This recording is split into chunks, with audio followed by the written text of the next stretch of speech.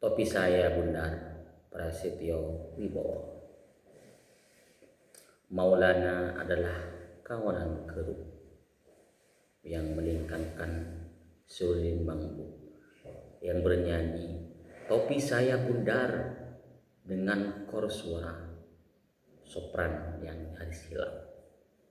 Tetapi Maulana juga tapak kaki yang terpusing sekrup menembus relung kayu tanpa jantung.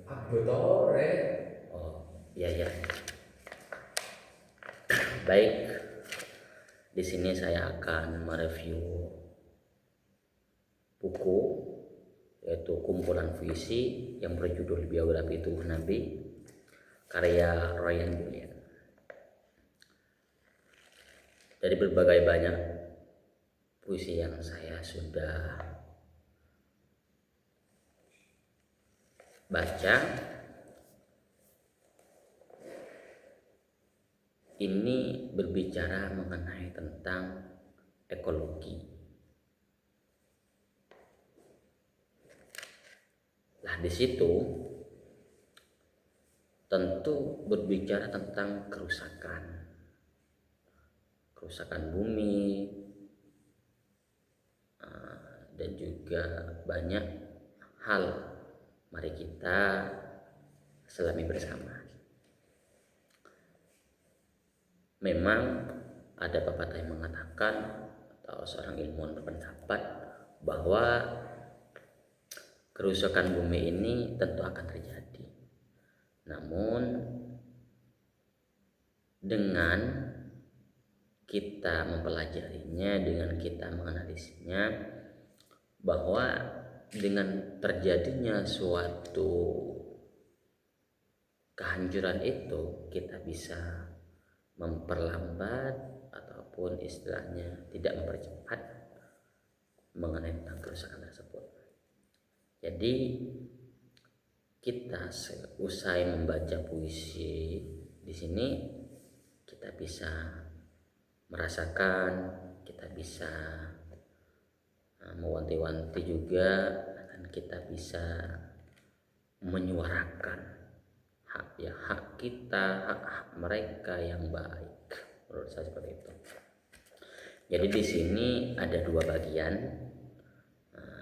puisi. Yang pertama yaitu mengenai tentang altar bumi, kejadian-kejadian yang dilibatkan atau yang disebabkan oleh ulah manusianya, dan juga altar langit ini tentang sejarah ataupun mengenai tentang kaum-kaum terlebih dahulu yang dengan diutusnya dan menjadi sejarah dan terulang di masanya. Seperti itu. Jadi di sini pengarang, sebelumnya kita mengenal dulu pengarang dengan nama Ryan Julian, yang dikenal dengan lakopnya Royan, Pak Roy. Beliau sebagai dosen dan juga sebagai sastrawan. Beliau banyak karangannya, salah satunya buku yang saya pegang ini. Rekaan-rekaan yang beliau susun bagus, dan juga bahasa-bahasa yang digunakan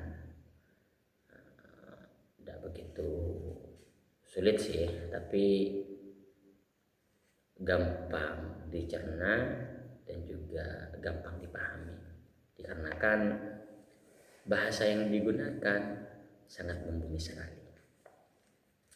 Baik, mari kita berenang ataupun berjalan-jalan mengenai tentang apa aja sih isi dari buku-buku ataupun isi dari kumpulan puisi yang beliau rampungkan.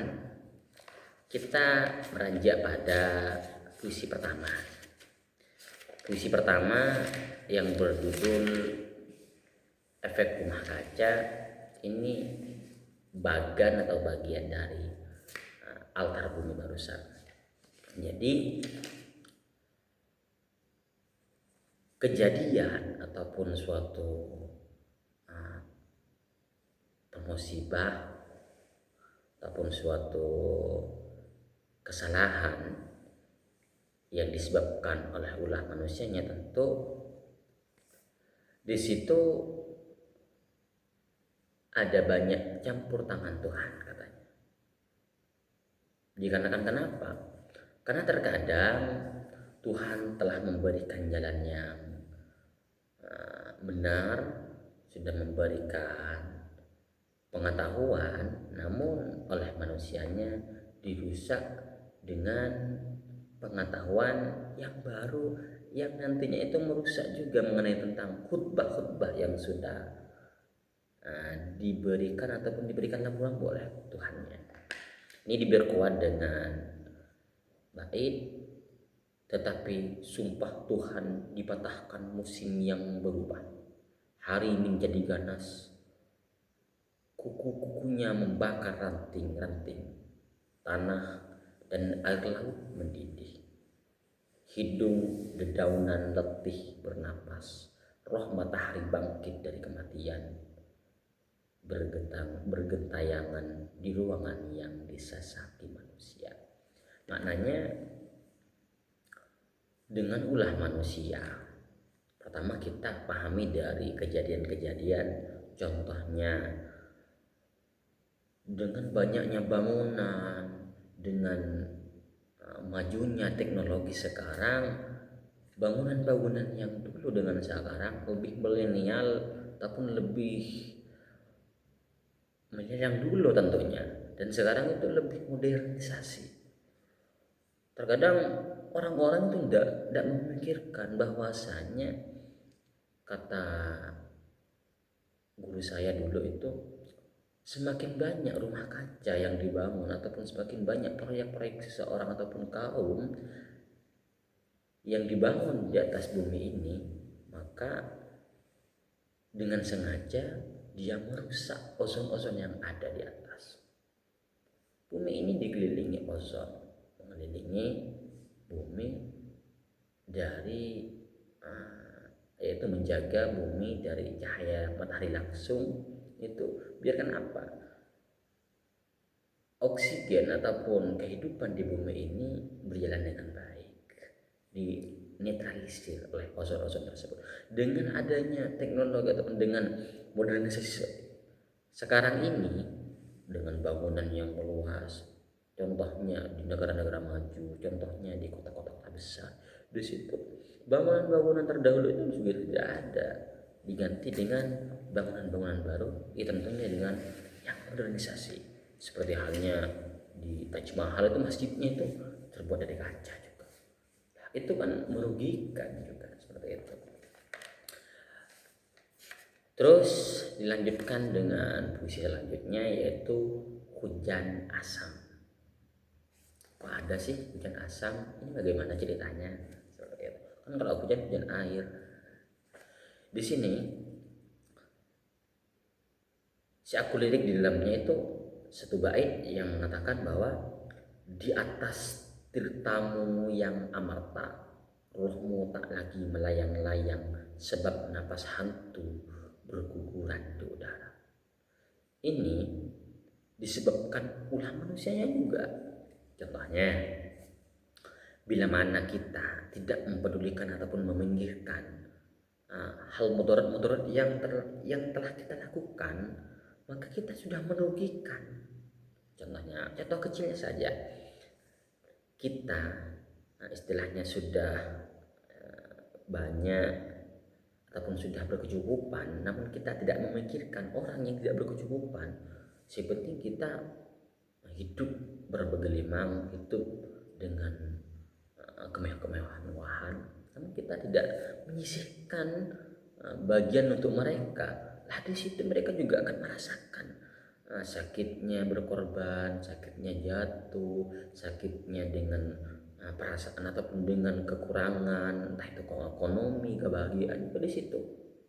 Oleh karena itu, dengan kita sedikit menyelami sedikit berenang di dalam karya kesusastraan ini, kita sebagai insan bisa mengempatikan rasa diri kita untuk lebih peka terhadap entah itu lingkungan manusianya dan juga banyak hal. Contoh kecilnya seperti itu.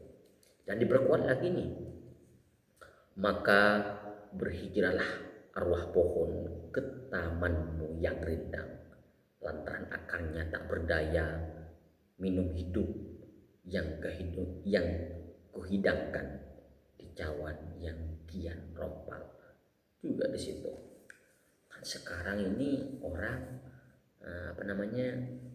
tidak memikirkan di masa yang akan datang sih. Entah itu kita istilahnya kalau di kota-kota besar itu penebangan pohon ilegal. Di situ juga penyebabnya di situ.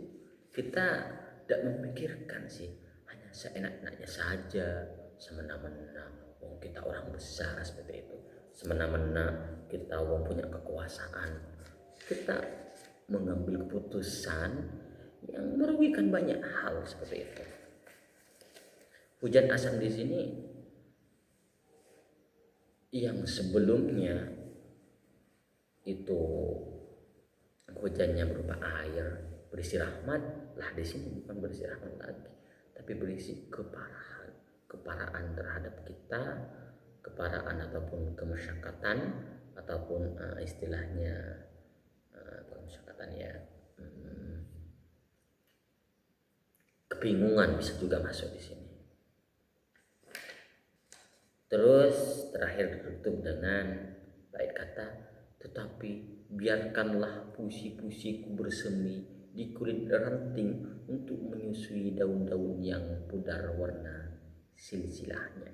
Di sini juga ada kata silsilahnya. Tentunya ketika kita merunut mengenai tentang ego kita, misal kita nantinya memiliki suatu kekuasaan, tapi kita tidak memikirkan tentang hal itu, tentang timbal baliknya, sejarahnya, intinya tentang ekologi yang ada di bumi ini, kita tidak peka pada dasarnya, maka kita seakan-akan itu merugikan pada diri kita sendiri. Seperti itu. Lanjutkan dengan puisi selanjutnya, yaitu Pasir Hisap juga di sini. Salim Kancil, ini nama tokoh mungkin. Pasir Hisap di sini bagaimana maksud dari si aku lirik di sini? Pertama, mungkin pemahaman saya mengenai tentang saya ketika saya membacanya.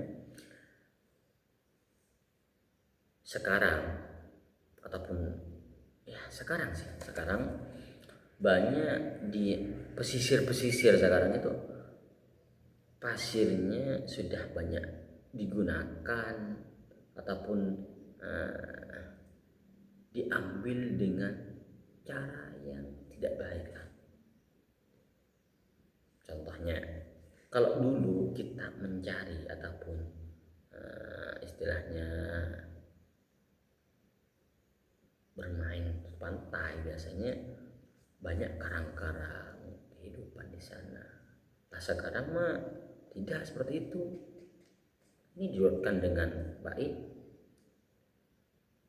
Lubang-lubang itu adalah luka yang minta dibebat, tetapi kebenaran adalah dadu yang dilemparkan. Mamar itu bilur yang terus menganga, sedangkan lengan neraca semakin jatuh ke kutub yang tak semestinya. Di situ. Pasir di sini oleh manusia sering diambil dengan cara-cara yang tidak baik tentunya. Lah pasir di sini mungkin bukan hanya saja pasir yang ada di pesisir di situ dekat laut seperti itu. Sekarang banyak, khususnya di desa-desa terpencil, bukit-bukit sekarang sudah diambil, sudah digusur, sudah diratakan. Lah ini bagaimana seperti itu? Ini kan timbal baliknya nanti, pertama ke ekosistemnya, hewan-hewan di situ mati, banyak mati, tentu banyak mati. Terus waktu berteduhnya tidak ada, dikarenakan sudah banyak bangunan, sudah banyak diratakan sekarang di situ. Selanjutnya ini ada bait yang sangat bagus nih. Terakhir, mungkin jasadnya sudah dibenamkan, tetapi bayangan itu tak akan mudah sirna. Tubuh yang telengkup, wajah yang berpaling, dan telapak tangan yang menggibah kasih Tuhan. Si Komarpati berduka mencari-cari tangkai zaitun yang terkulai. Seperti itu. Banyak hewan-hewan pun di situ kebingungan kemana ia akan pulang, seperti itu. Dikarenakan kenapa? Di situ juga ulah manusia juga sih. Iya, sama ulahnya manusia, karena dengan memiliki suatu langkah yang seperti itu tanpa ia sadari sudah merugikan banyak hal, bukan saja manusianya tapi makhluk dan sekitarnya juga. Ini baiknya juga seekor merpati berduka, artinya itu seekor burung saja ini bisa kebingungan, mana rumahku, seperti itu. Lanjut, pada puisi juga di sini tentang masih altar bumi. Di sini altar buminya salah satunya yaitu tanah haram kini. Tanah haram kini. Nah, saya akan membacakan sedikit bait. Seekor kucing gurun terperangkap di lautan beton, besi-besi yang berderit. Dahulu leluhurnya tinggal bersama lelaki penghimpun kata-kata. Kota ini tak lagi sunyi, ayah, desahnya sambil mencari sisa-sisa matahari yang tumbuh di ufuk timur, gugur di ufuk barat. Gema ini dibanding gua itu pudar, waktu menghalau sang pertama. Ingatkan, tertinggal di celah-celah batu. Ini contoh kecilnya kita ambil dari hak-hak kemanusiaan. Ada banyak hak-hak orang-orang yang ya sebaya dengan kita, sama persis dengan kita, yang diambil alih, yang awalnya itu hak miliknya dirampaslah dengan kekuasaan. Banyak contohnya, ada banyak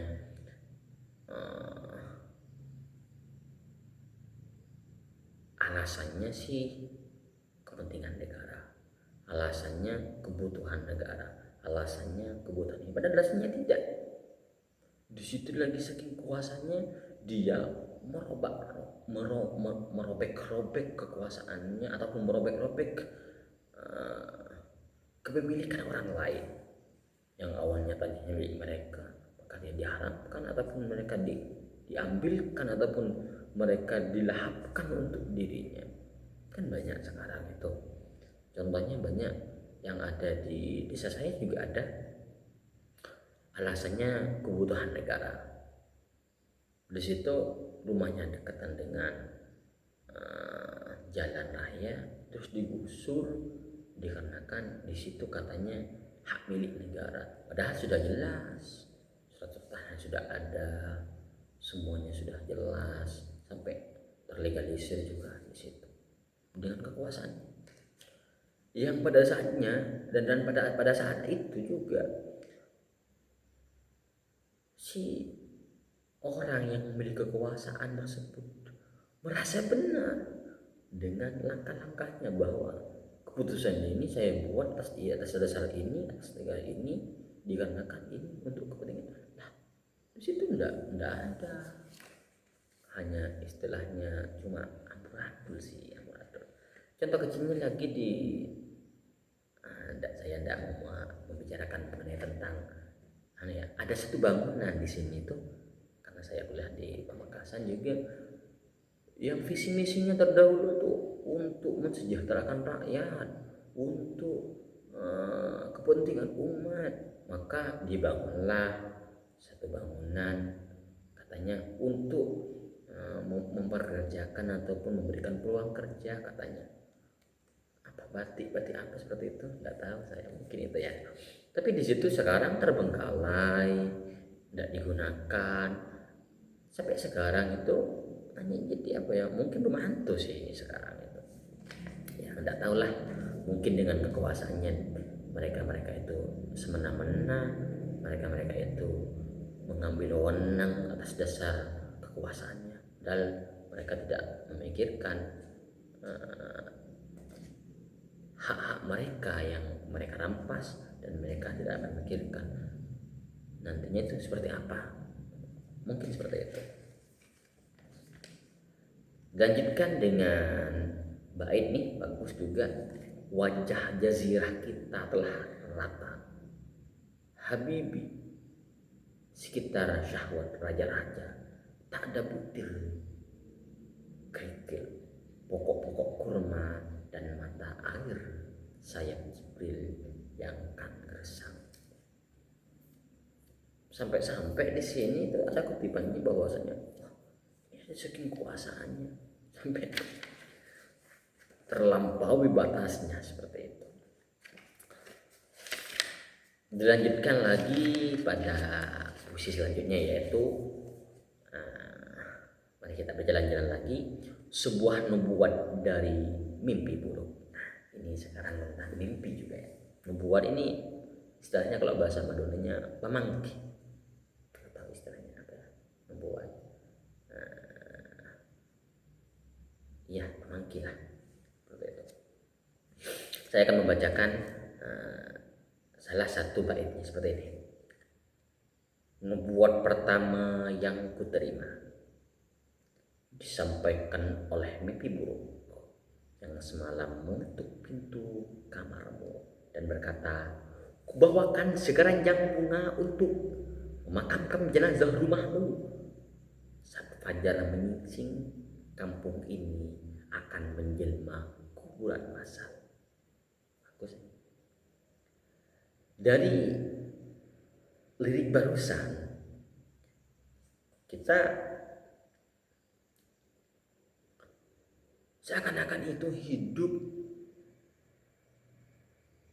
dalam kemarahan, hidup dalam angan-angan, entah itu hidup dalam mimpi juga di situ. Karena dengan istilahnya kita memiliki keinginan yang tentunya pasti ada hal buruknya. Maksud dari hal buruknya tersebut, entah itu orang tidak menyukai tentang hal kita, entah itu orang tidak memikirkan tentang kita, itu hal buruk aja. Ini diperkokoh dengan bait lagi, sekumpul asap yang menyembul dari rahim ibumu, berkisah tentang orang-orang yang mencuci tangannya dalam hubungan lumpur, sedangkan kakek nenekmu, ayah ibumu, dan putra putrimu menjadi muhalif lantaran terusir dari tanah airnya sendiri. Jelas, sama juga di sini. Tentu atas kekuasaannya orang tersebut akan melakukan hal yang tak sewajarnya. Tidak tahulah, mungkin ya kata manusia seperti itu. Namun kita tidak istilahnya memikirkan bahwa dengan langkah yang seperti itu maka kita sudah istilahnya menguasai hal-hal yang ataupun merekrut ataupun mencuri tentang hal tersebut, dari kebahagiaan, dari kenyamanan, dari ketentraman juga di situ. Dilanjutkan dengan bait, ditutup dengan, mungkin esok hari kau pun kembali dalam darah anak cucumu menuntut tanah terjanji yang kini dijarah oleh mereka yang gemar mengupas kulit wajahnya sendiri. Sangat betul ya.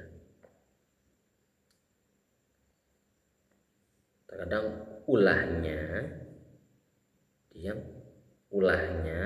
atas dasar ulahnya untuknya kembali pada dirinya. Iya sih. Dikatakan kenapa? Contoh kecilnya, iya memang kalau kita sekarang masih punya kekuasaan tersebut, terus anak cucunya gimana nanti? Terus orang yang akan melanjutkan kehidupannya yang di masa akan datang gimana nanti? Seperti itu.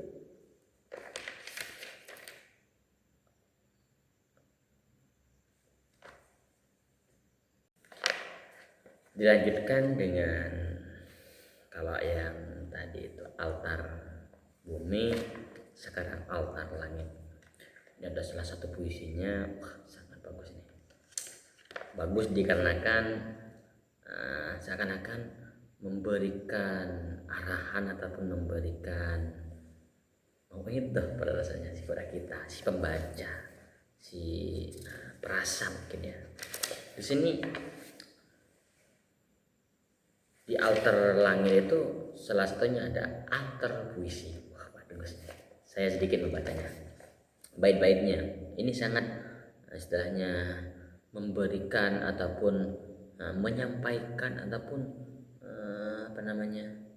memuaitasi ya, sebagai penyampai mungkin beliau. Tak ada sesaji, api yang membakar kayu manis, darah yang menetes di atas batu-batu. Di altar itu hanya ada kata-kata, doa-doa menjelma bait puisi. Orang yang sudah tiada tentunya sudah kembali pada Tuhannya, maka hal yang diinginkan atau hal yang dibutuhkan itu adalah doa-doa. Kalau kaum kita, kepercayaan kita Islam itu, orang-orang yang sudah mati itu butuh yang namanya doa. Tentunya doa orang hidup sih. Mengapa? Karena nukil dari Makol, tentunya Makol ya, semuanya akan putus kecuali amal yang baik, tentunya soleh. Selain itu tidak akan putus apabila orang yang hidup itu mengingatnya atau memberikan doa padanya. Ini agama Islam. Di agama-agama lain juga seperti itu. Di Kristen juga seperti itu. Apabila orang yang sudah mati, kalau dia tidak melupakannya, dia memajangkan fotonya, dan ketika hari arwah oleh mereka itu diberikan apa yang mereka suka ataupun apa yang mereka sukai atau cintai di saat mereka masih hidup. Kalau di agama Kristen itu, kalau semisal si fulan ini masih hidupnya itu suka makan bakso, maka diberikan bakso di hari arwah tersebut. Kalau orang Islam itu ya gasnya ya diberikan ya disedekahkan juga, didoakan juga, istilahnya kalau orang rumah itu amin panda seperti itu, amin yang sedikit seperti itu, tapi itu sangat dibutuhkan. Jadi bukti bahwasannya si penyair di sini memberikan ataupun pemahaman atau memberikan pemahaman terhadap kita yang masih hidup. Perbanyaklah perbuatan yang baik, dikarenakan kalau sudah tidak ada, disitulah akan rindu ataupun akan ingin kembali untuk melakukan hal yang baik. Seperti itu. Ini di agama saya, yaitu Islam. Dilanjutkan dengan bait ini lagi. Puisi adalah sudut kota yang sunyi, diterbangkan angin layu, ya datang dari rumah duka, menetes dari air mata perempuan tua. Nah, seperti itu. Jadi dengan puisi-puisi ataupun dengan doa-doa yang kita panjatkan untuk si almarhum tentunya ya, itu sangat dibutuhkan. Dikarenakan mengapa? Karena orang yang sudah tiada butuh terhadap kita. Begitupun kita dengan orang yang tiada, kita sebagai berpikir bahwasanya oh iya tuh, semua orang ini akan ada masanya, semua orang ini akan ada finishnya. Jadi sebelum saya nyampe ke finish, hal apa yang kita harus perbuat, hal apa yang kita harus disiapkan, bekal apa yang kita harus kumpulkan, seperti itu. Dilanjutkan lagi dengan puisinya juga di sini. Dapat saya simpulkan dari bacaan buku karangan Pak Roya ini, kita sebagai insan manusia tentunya harus menanamkan empati kita terhadap lingkungan, manusia sesamanya, dan juga segalanya. Karena semuanya hakikat manusia ini itu sama memiliki keinginan, sama ingin memiliki kebebasan, sama memiliki kekuasaan juga. Akan tetapi kita harus garis bawahi semuanya itu ada hak-hak mereka. Karena itu kita tanamkan jangan sampai serakah. Dari buku ini saya belajar banyak, dan yang terpenting kita harus tanamkan zuhud kita terhadap diri kita dan juga sesamanya. Mungkin itu yang bisa saya sampaikan. Sampai bertemu kembali di lain hari dan juga di lain penulis. Nanti insya Allah bila mana saya sempat, nanti saya akan mereview kembali mengenai tentang bacaan-bacaan yang lain. Salam akal sehat. Terima kasih. Saya Raji. Wassalamualaikum warahmatullahi wabarakatuh.